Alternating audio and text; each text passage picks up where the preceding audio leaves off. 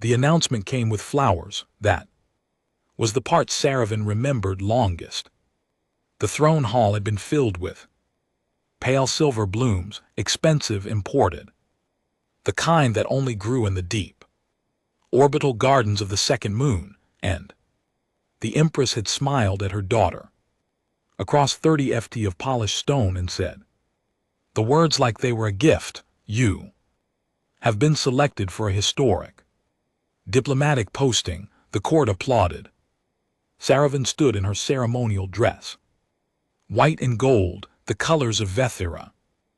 Royalty, the colors she had worn to every event where she was displayed, and then set aside and kept her face arranged into something that looked like gratitude. She had learned that expression at 9 years old. She had worn it so many times the muscles knew the shape of it without being asked. Her ladies-in-waiting stood behind her in a neat line. 3 of them. There had been 7 once before the declaration, before the physicians filed their report and the word moved through the court like a slow fire. Barren 1 word. It had taken the other 4 ladies less than a season to find postings elsewhere. The 3 who remained were either loyal or had nowhere better to go. Saravan had never asked which. She listened to the rest of the announcement. Cassara Prime, a human colony world in the outer development band, mid-tier infrastructure, growing agricultural base, no significant military presence. The Dominion maintained a trade treaty with the human government had for 40 years, but the relationship had never been what anyone would call warm.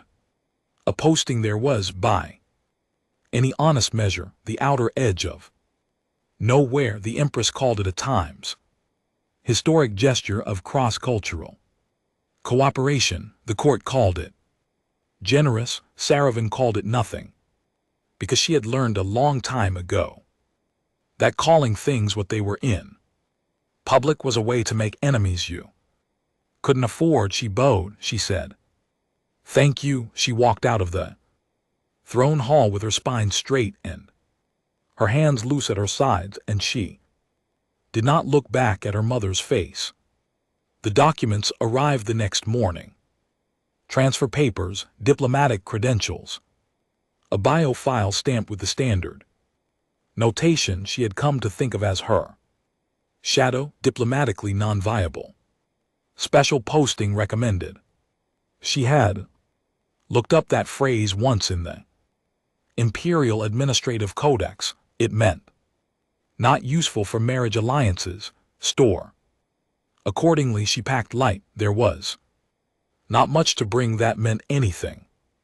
On Cassara Prime, Administrator Devon Akefer read the transfer documents at his desk with a cup of cooling tea beside him, and the particular stillness of a man who has already had his 3 most urgent crises before noon. He read the biofile notation, looked it up, because he was not fluent in Imperial euphemism, found the definition, sat with it for a moment, then he pulled up the colony's current problem list and started thinking about whether a Vethira, royal with political training and apparently a great deal of free time, might have opinions about water reclamation.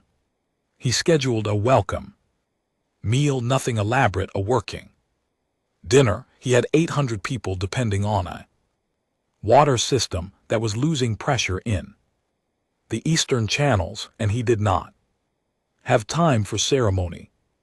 But he was not a man who let a guest eat alone on their first night. Saravan arrived on a Tuesday. She had not known the human week had a Tuesday until the transport pilot mentioned it. She filed the information away the way she filed everything, quietly, completely, in the part of her mind that had been her only real company for years. The landing pad was functional, no flowers, no court Man in a plain administrative jacket, standing at the bottom of the ramp with a data tablet under one arm.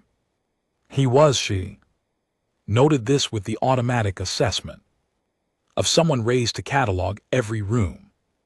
She entered, older than she had expected, broad through the shoulders, the kind of face that had done a lot of weather in it. He looked at her the way people looked at a new colleague, not a visiting dignitary. It was disorienting.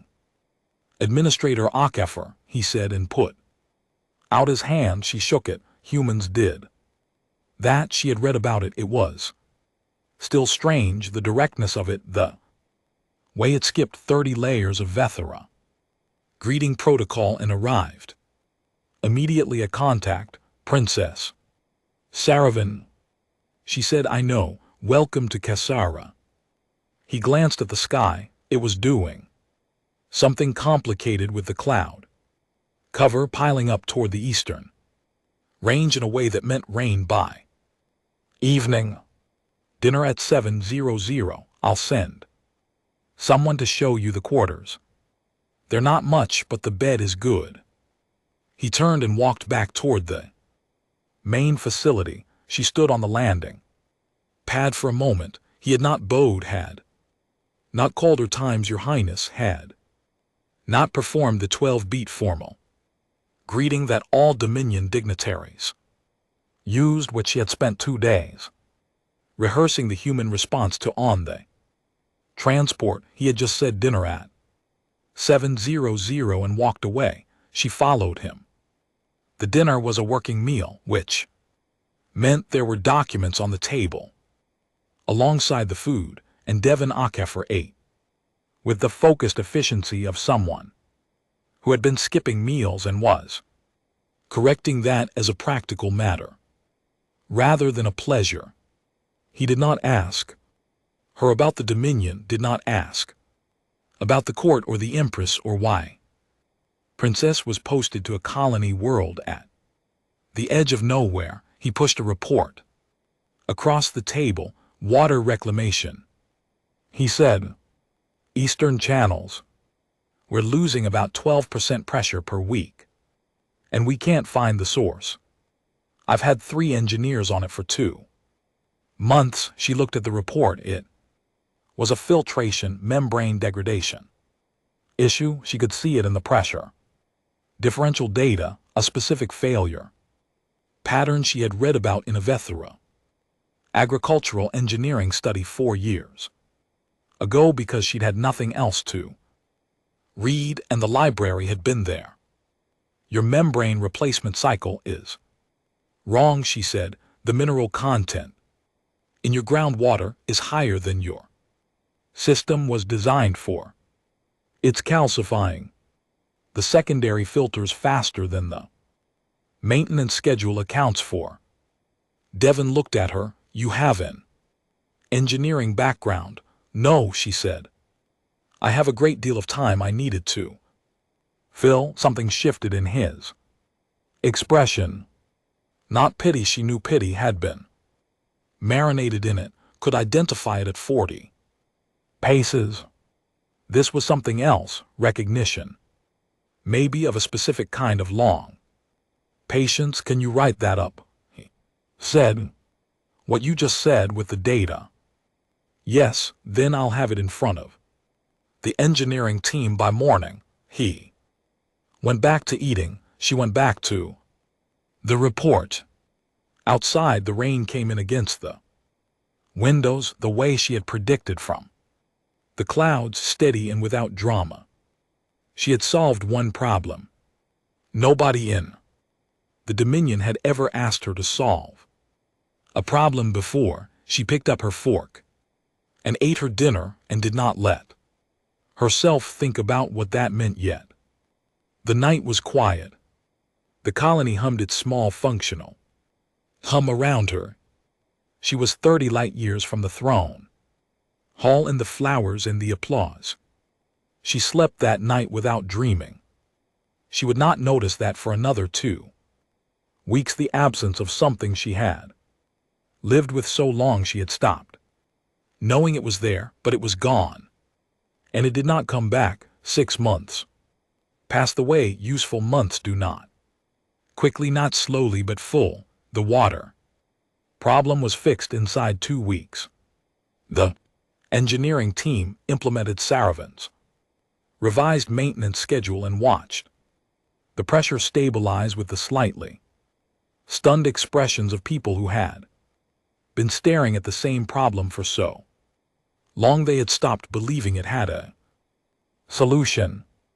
The team lead, a young woman named Priya, thanked Saravan in the hallway afterward with an enthusiasm that was almost alarming. Saravan said, "Welcome," she said it carefully, like someone testing weight on a step they weren't sure would hold. Then Devon put a new file on her desk: soil acidification, southern agricultural sector, 3 years of declining yields, and the farming community that had started talking about relocating. He didn't ask her if she had time. He didn't ask if she minded. He just put the file down and said, "Whatever you see in there, I want to hear it." She read it for 2 days. Then she wrote a 12-page analysis of the irrigation runoff pattern and its interaction with the colony's specific mineral-heavy bedrock, and she included 4 proposed solutions ranked by cost and implementation time. Devon read it the same evening she handed it over. "This is very good," he said. "I know," she said. He looked up at her. Corner of his mouth moved, not quite a smile, something more like an acknowledgement between people who don't waste words on ceremony. She went back to her office. She did not examine the feeling that followed her there. She was accustomed to not examining feelings. It was a survival skill she had developed early and trusted completely. The Thuric negotiation was nobody's idea but hers. She had read the stalled trade file in her first week. It had been sitting in the administrative backlog for 2 years, flagged times inactive, which in colonial bureaucracy meant times given up on. The neighboring Thuric station controlled a shipping lane that would cut Kesara's supply costs by 1/3. 2 previous attempts at agreement had collapsed in mutual offense. She read the negotiation transcripts. The problem was obvious. The Thuric operated on a framework of times visible obligation. Times every agreement had to be publicly witnessed with formal acknowledgement of who owed what to whom. The human negotiators had kept trying to make the deal private and clean, the way human commerce preferred it, which the Thuric read as shameful and evasive. She wrote a proposal. She brought it to Devon. "I want to try the Thuric negotiation," she said. He leaned back in his chair and looked at her in the way she had come to understand meant he was deciding how much to say. 2 teams burned on that already. They didn't understand the honor framework, and you do. I spent 7 years in a court that ran entirely on visible obligation and public accounting of who owed what to whom. She paused. I had nothing to do but pay attention. He was quiet for a moment. "All right," he said. She handled it in 3 sessions. The final agreement ceremony was public, witnessed by representatives from both communities with a formal oral accounting of every term and a mutual acknowledgement of obligation that the Thuric station had found deeply satisfying. The humans found it a bit long. The shipping costs dropped by 31%. The following quarter, Priya told someone who told someone else, and somewhere in the colony's informal network the phrase started circulating. "Ask the princess." Not mockingly, as instruction. Saravan heard it second hand she did not know what to do with. She filed it away in the place she kept things she needed to think about. Later, the quarterly check-ins from the Dominion arrived on schedule. A junior attaché sent a standard form. Report on diplomatic activities. Report on relationship maintenance. Report on any incidents requiring escalation. Saravan filled them out in clinical language. Meetings attended. Agreements facilitated. No incidents too. Report, she mentioned the water system. In one report, the trade agreement in another, she did not mention that she had learned to make the strong dark coffee the colonists preferred, did not mention that Devon had started leaving a second cup on her desk on mornings he arrived before her without comment. The way you did things for people you had begun to account for, did not mention the evenings they sometimes sat on the facility roof after long days and watched the storms come in over the eastern range, talking about nothing in particular or not talking at all. The Dominion did not need to know those things. The Dominion had sent her here to be stored. What she was doing with the storage space was her own. The wellness physician arrived in the 7th month. Standard protocol. Every Vithara national posted off-world received an annual check. The physician, a small careful man named Sovith, was polite and professional and efficient. He ran the standard panel. Blood work, cellular markers. The full biological inventory that Vithara medicine maintained on every royal. He ran it once. Then he ran it again. Then he sat very still at his equipment for a long moment. Saravan watched him from across the room. She was not alarmed exactly, but she had spent most of her life reading the small stillnesses of people who had just learned something they did not know how to respond to. She knew what that stillness looked like. Is there a problem? She said no. Sovith said he was looking at his screen. No problem. Everything is. I will need to complete my documentation before I can discuss the full results. He left the next morning. She stood at the window of her quarters and watched his transport lift and grow small against the gray sky. Her hand moved without her deciding to move. It came to rest against her own midsection. Flat still, she held it there. She was not a woman who had been allowed to want things. Wanting things in the Dominion court had been a liability, something that could be seen and used and turned against you. She had learned to keep wanting very small and very quiet, stored in the same careful place where she kept everything that mattered. She stood at the window for a long time. Then she went back to her desk. There was a new file waiting. Flooding risk assessment for the northern settlement. The seasonal rain pattern was shifting, and 300 families were in a potential flood corridor, and nobody had drawn the right maps yet. She opened it. She started working. Outside, the sky was doing the same thing it always did. Building weather, moving it across the range, dropping it on the colony, and then moving on.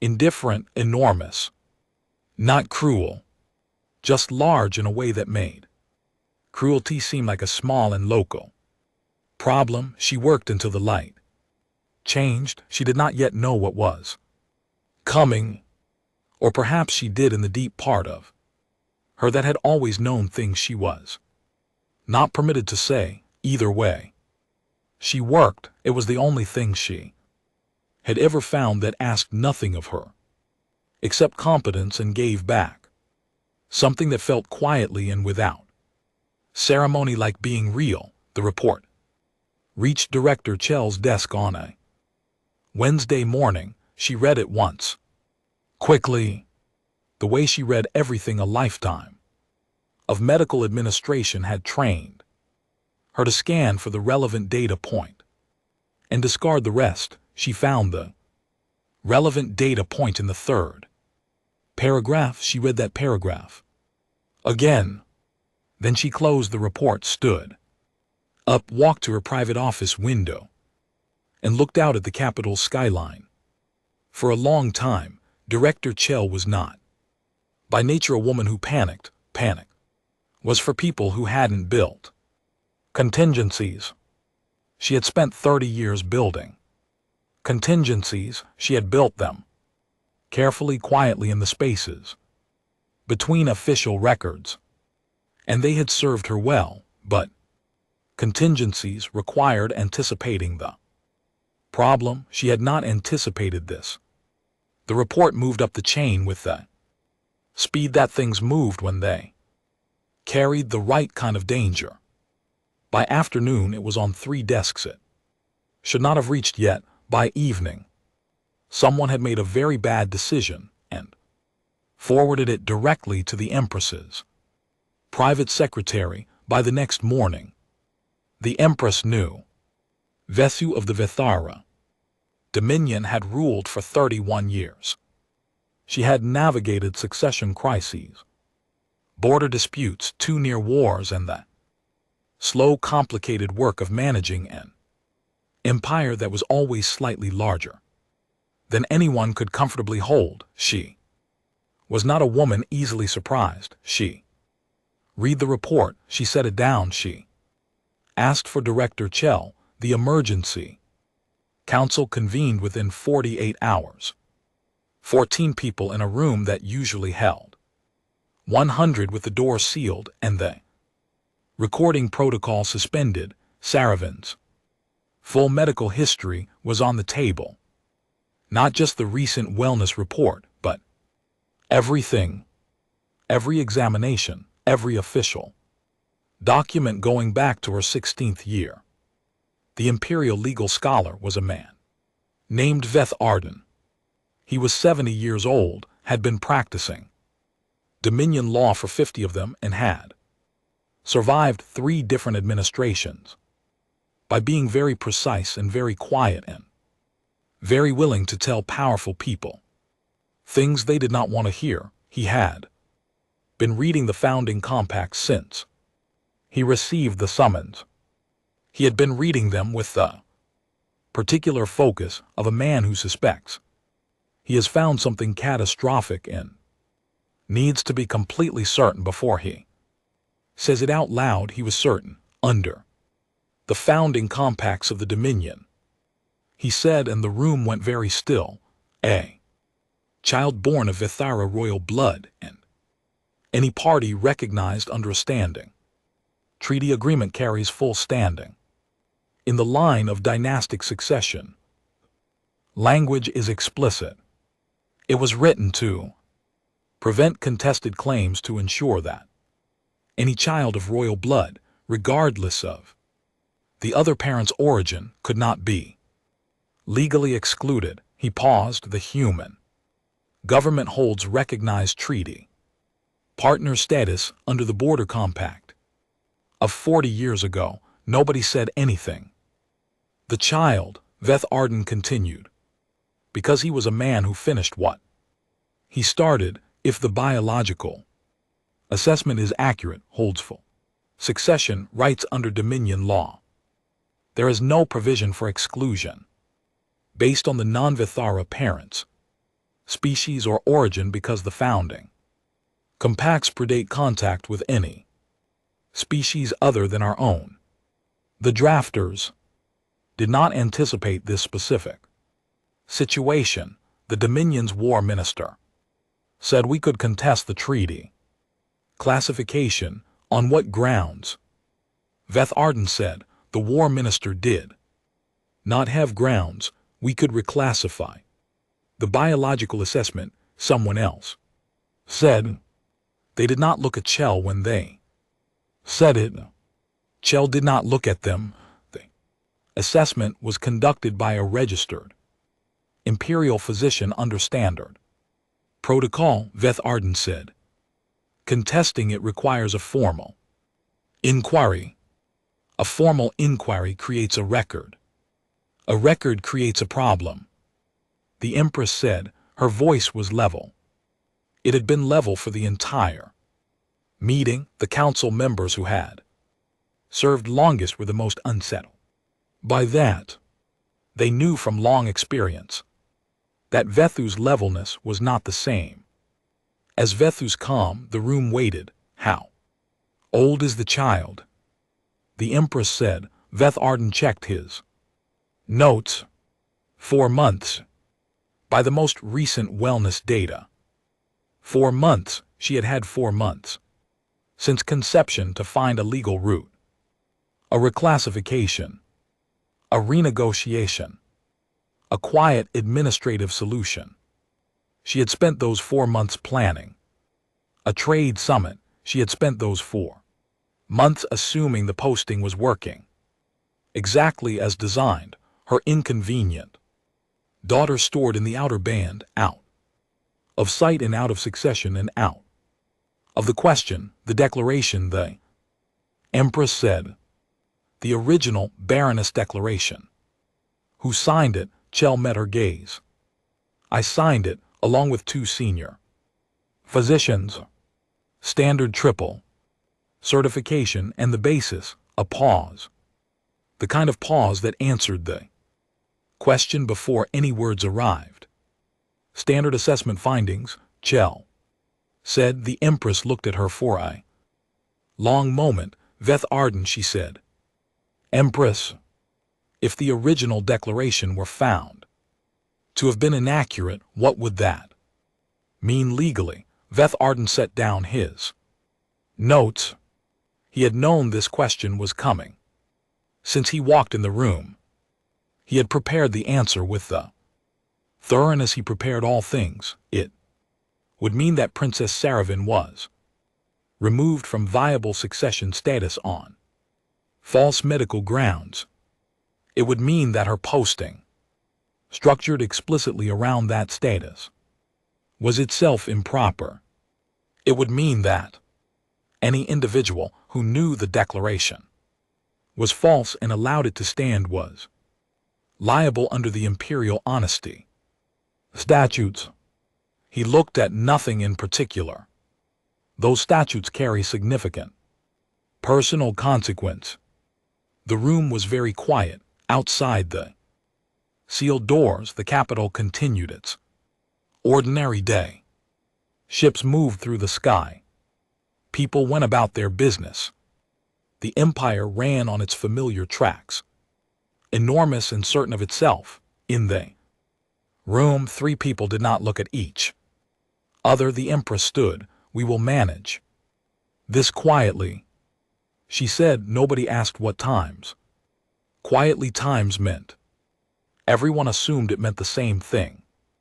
It had always meant they were wrong about that. They just didn't know it. Yet Saravin filed the reentry request herself. Standard form. Formal diplomatic return. Princess of the Vethara Dominion. Requesting permission to present before the full imperial court. She used every correct honorific, every proper channel, every procedural step exactly as the codex required. She did not ask. She notified. The Dominion's protocol office sent back a conditional approval. Within 12 hours, they were clearly not prepared for someone to simply arrive through the front door, and she confirmed the date and moved on. Devon found out. At dinner, we're going to the Dominion capital, she said, and passed him the colony's quarterly water report because she had been carrying both documents and it was easier to hand them over together. He read the reentry notification. Then he set it down and picked up the water report and read that too. When do we leave? He said. She had not asked him to come. She had not needed to ask. She had learned over 18 months of working beside Him that Devon Akefer was the kind of man who showed up when it mattered and did not make a performance of showing up. She had also learned that she was not, as it turned out, someone who needed to carry everything alone. That had taken longer to learn than the water reclamation problem. It was a harder system to fix. 5 days, she said. He nodded. They ate dinner. She spent the 5 days writing. Not letters, not reports, not the careful diplomatic language she had been drafting her entire adult life.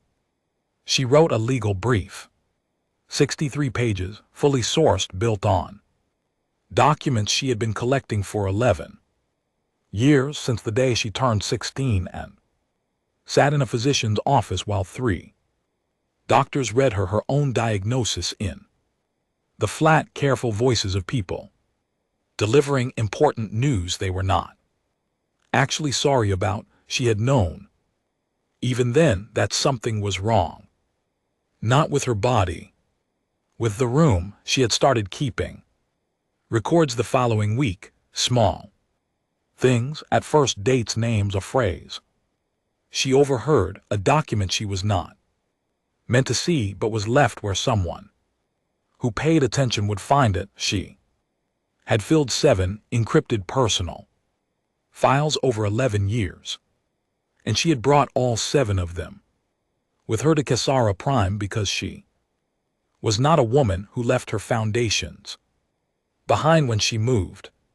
The brief was not about the child. The brief was about the falsification. It named Director Chell, named the 2 co-signing physicians, cited the imperial honesty statutes by article and clause, included 3 independent biological assessments she had quietly commissioned through Kesara's off-world medical network in the months after Savith's visit.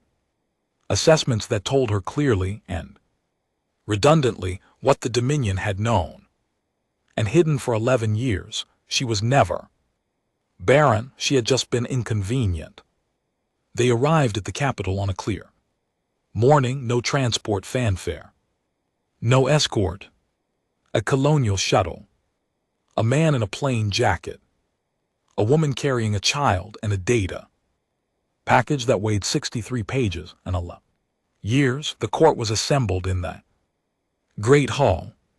Full formal session, all the people who were supposed to be there, and several who had no official reason to be present but had come anyway because courts ran on spectacle, and this promised to be significant. The white and silver flowers were back.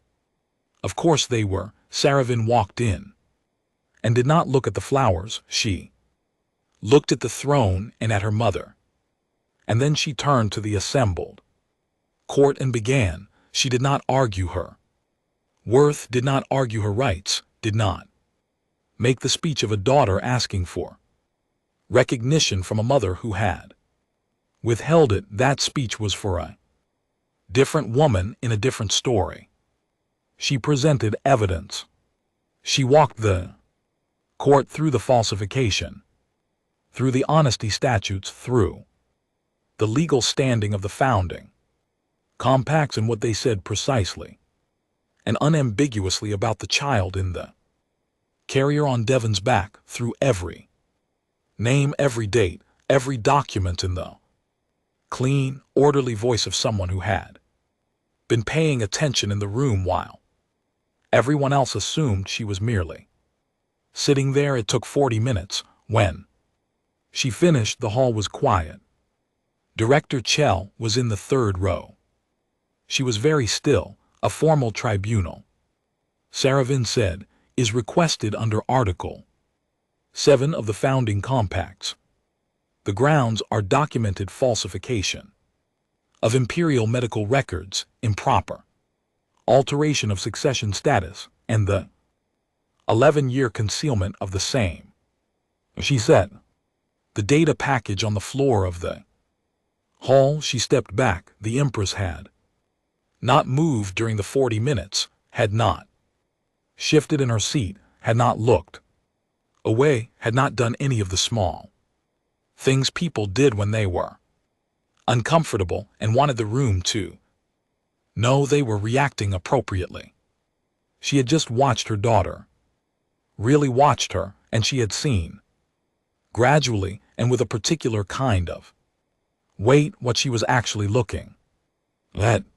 Not the girl she had disposed of, not the diplomatic liability, the succession problem, the barren placeholder. She was looking at a woman who had been handed nothing, no support, no allies, no acknowledged worth, and had built something with it anyway, who had walked back through her own front door carrying evidence, a brief, and a child, and had not asked for any of it to be returned to her. She had claimed it. Then Veth Arden, sitting at the legal table, was asked to give his assessment of the brief. He had been reading it since Saravan set it down. He looked up. "It is complete," he said.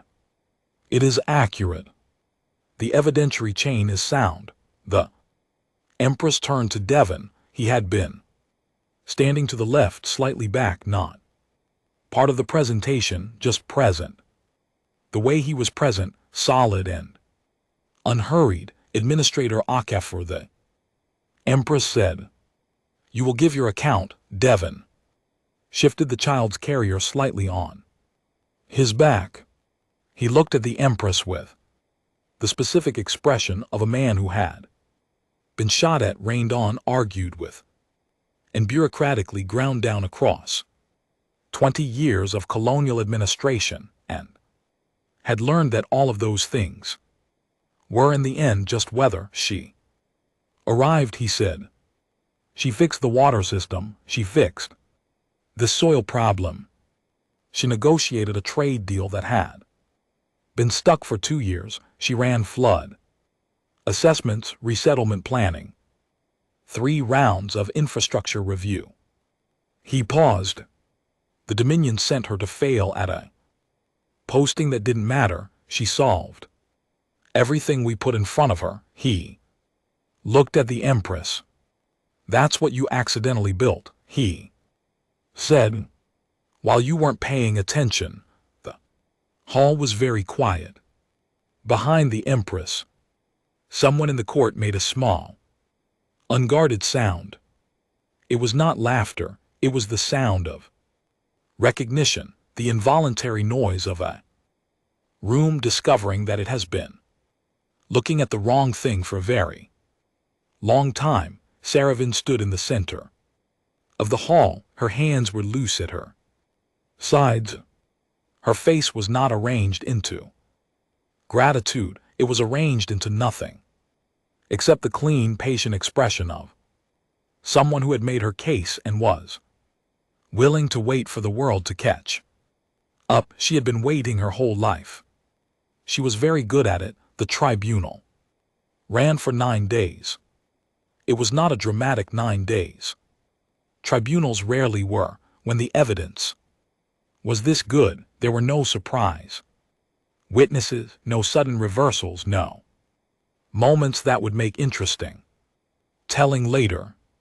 Just the slow, grinding work of the official record catching up to the truth. One documented fact at a time. Director Chell lost her standing on the 6th day. The 2 co-signing physicians, a man named Dura who had retired 3 years ago, and a woman named Esset who had not lost theirs on the 8th.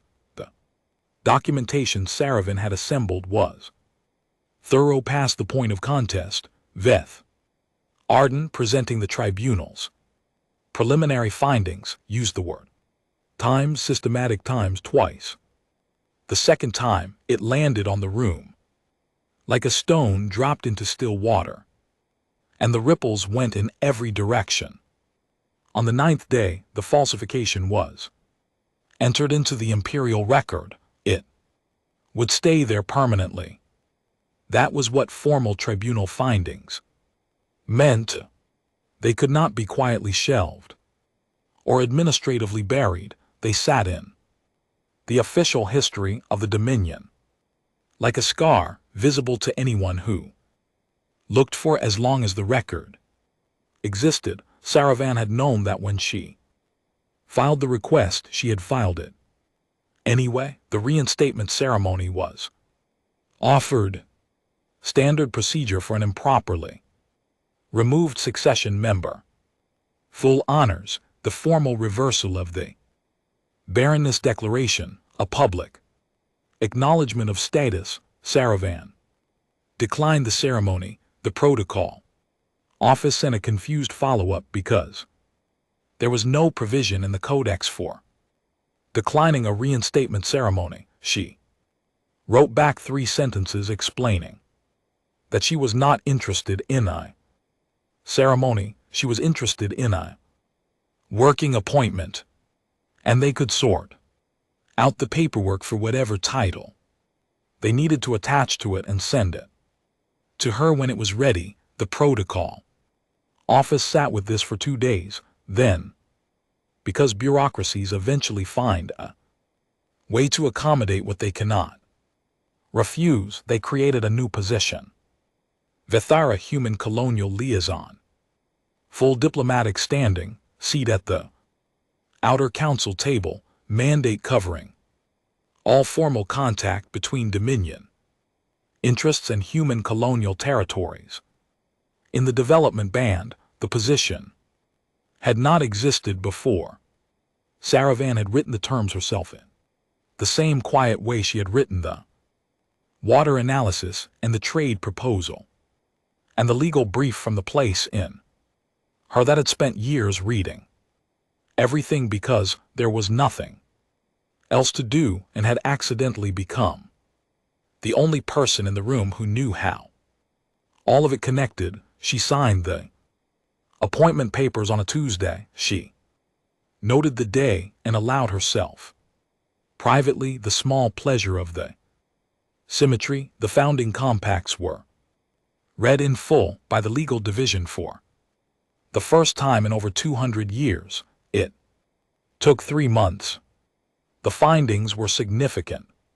Several provisions that had been technically active and completely ignored were suddenly very relevant provisions about treaty partner rights, about colonial consultation requirements, about the obligations of the Dominion toward any non-Vithara entity holding recognized standing. Human diplomatic contacts were notified. They received the notification with the careful seriousness of people who understood exactly what they were looking at and had the professional discipline not to react visibly. Private channel response, which Saravan saw because she was now the designated liaison and it came across her desk, was 11 words. 12. We are pleased to review the terms at your earliest convenience. She read it twice. Then she put it in her action file and moved on. The resulting renegotiation took 14 months and was the most consequential restructuring of human Dominion relations since the original Border Compact. Saravan ran the Vithara side of it, the human negotiating team, on their 3rd session stopped trying to manage around her and started talking to her directly, which made everything significantly faster. Vitharic observation. She had learned the right honor framework. 3 physicians, Chell and her 2 co-signers, were assigned, as part of their formal resolution terms, to draft the new Vithara human biological compatibility standards. This was a task that had no existing framework, no precedent, no template, and no clear endpoint.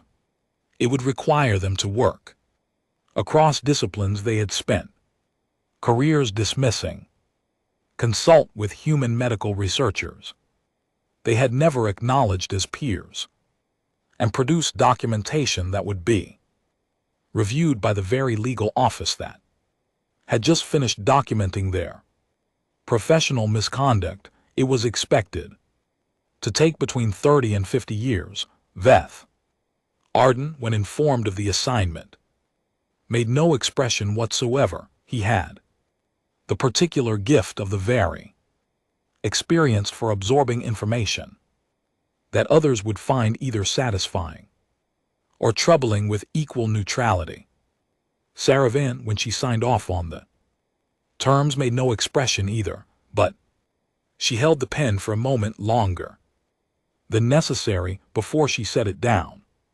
The child was named in the Vithara tradition Varasan, a name that carried resonance with silver water and new season and the particular quality of light that arrived after a long storm.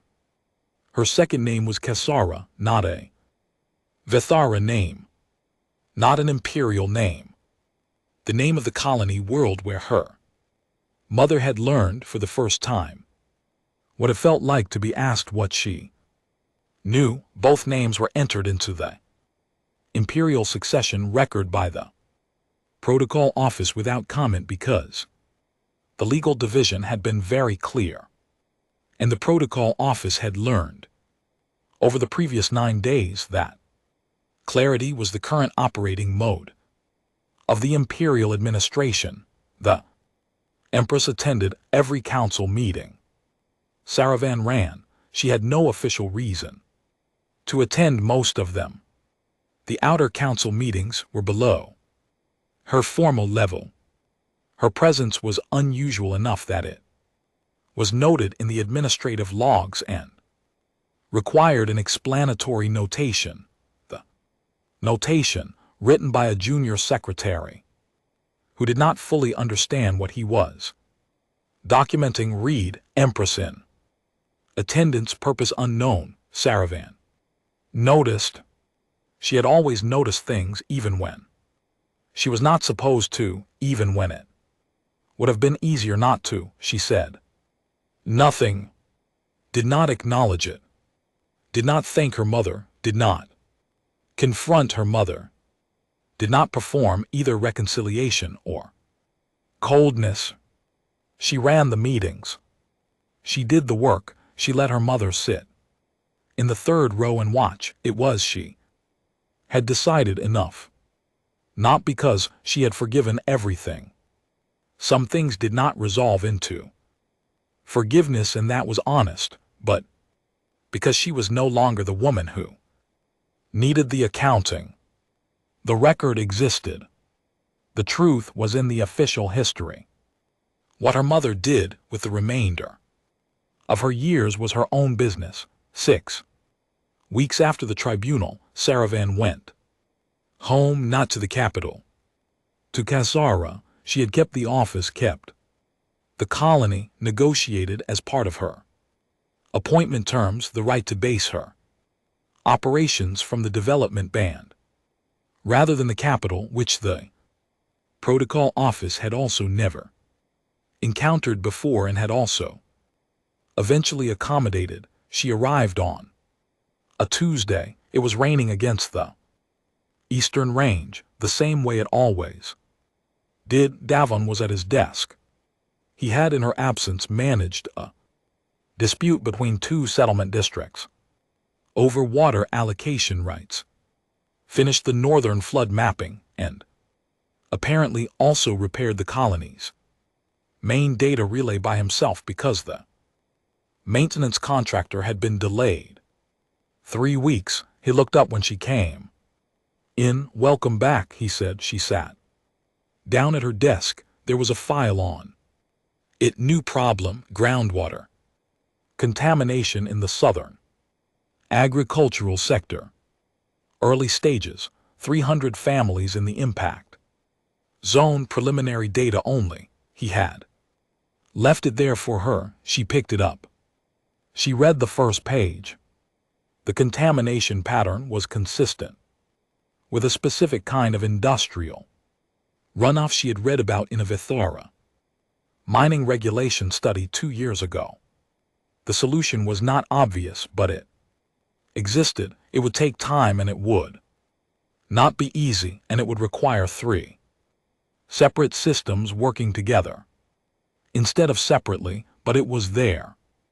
She reached for a pen. She started writing. Outside, the storm moved across the range, enormous and indifferent and vast, dropping its rain on the colony, and then moving on, the way weather did, the way things did when they were large enough. Barren was asleep in the small room off the office that had been quietly converted by the colony's facilities team while Saravan was away. Not asked, just done because Cassara took care of its own now. The colony hummed. The rain fell. Saravan worked. She had always worked. She would keep working. It was the thing she had found in the space where worthlessness had been, that asked nothing of her except to show up and pay attention. She was very good at both. She always had been. Nobody had asked before.